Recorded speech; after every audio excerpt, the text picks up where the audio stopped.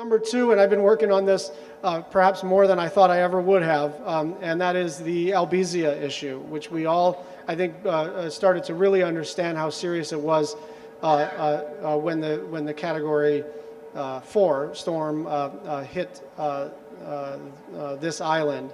And we have been working with the county. We've been working with Springer, who is here, with the Department of Interior, the Parks, the National Forest Service, the Hawaiian Electric Light Company, and community members, including the Civil Defense Agency locally, to try to come up with a solution where we are realistic, where there is a sharing of funding obligations, and that we don't commit to, cutting down everybody's Albizia tree, because we all know anyone who's ever either tried to do something like that themselves or paid for it, it's just not realistic that the government can take responsibility for everybody's Albizia tree.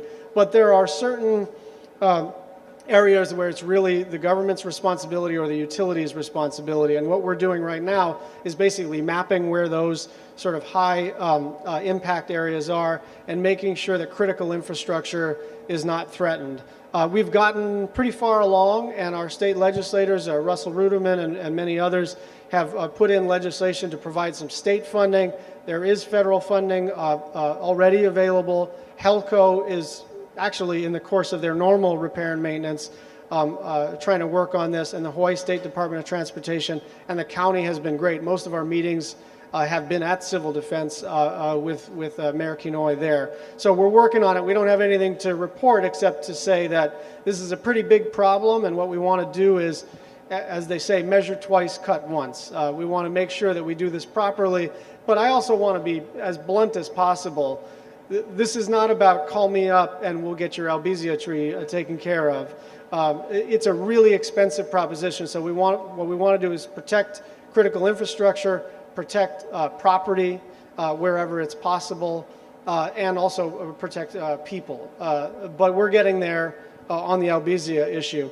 We had an unnamed storm event this past weekend on the island in which 5,000 people were without power. Now, during Azelle, we had warning and people could prepare.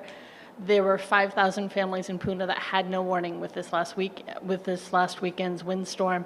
For people who are not familiar with the extent of the damage that we experienced down there, nearly every single side street in Nanavali was blocked by Albizia trees. Again, this weekend I spent 3 hours driving around assessing the damage. Leilani had extensive damage. Nanavali had extensive damage. When you mention the Albizia trees, realistically, and knowing that we can't cut down everybody's trees, and it's not that they're on their yards, they're on vacant lots, they're on state land, it's a big issue. What are we talking monetarily in terms of the amount of funding that Puna can expect to help with eradication? Because BISC is doing great work, and their eradication efforts are working. I don't have the number in front of me. Springer, do you remember what the total annual budget was in our proposal, which is sort of still a working draft? Well, let's do it this way, because I think we want to kind of refine the question, because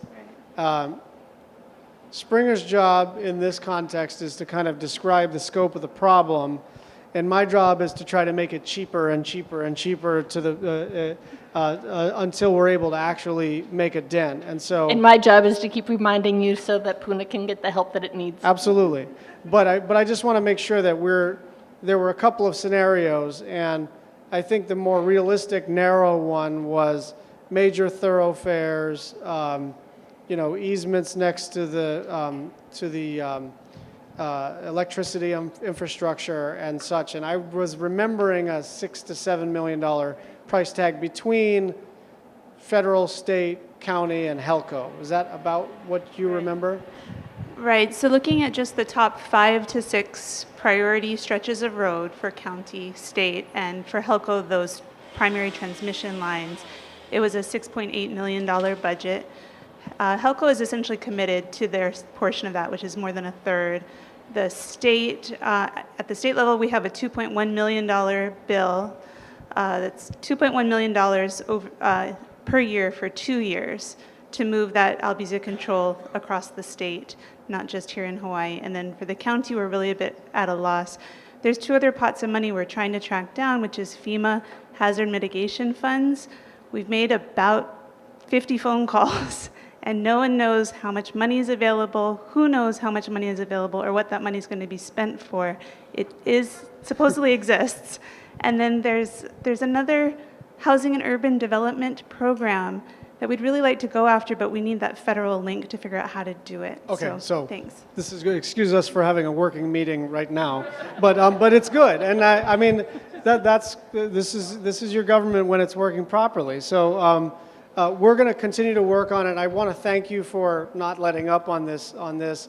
I really do think this is a team effort. The only kind of modification I'd offer is that there is a bill at the legislature, and it's a $2.1 million annual appropriation for 2 years, so that's great. But I think the Hawaii State Department of Transportation ought to use some of their operating funds, which they have money set aside for tree trimming and the rest of it, and really start focusing on the Albizia problem, because there are lower priority projects that the Department of Transportation, it's not their fault, Highways Division funds, and I think Albizia is more of an urgent need, at least in certain areas. The one thing I'll say is the deeper you get into side streets and private roads and non-county and non-state roads, the more difficult it becomes for me to look you in the eye and say we're going to be able to handle this.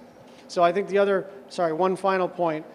We really do, sometimes it's a cop-out to say, well, we need to educate the public about this. But I do think when it comes to Albizia trees, that if we're talking about a 10 or 20-year plan to really get this thing under control, people need to know what they're getting into on their property. They need to know what's growing on their property, and they need to get after it kind of quick before it gets totally out of control.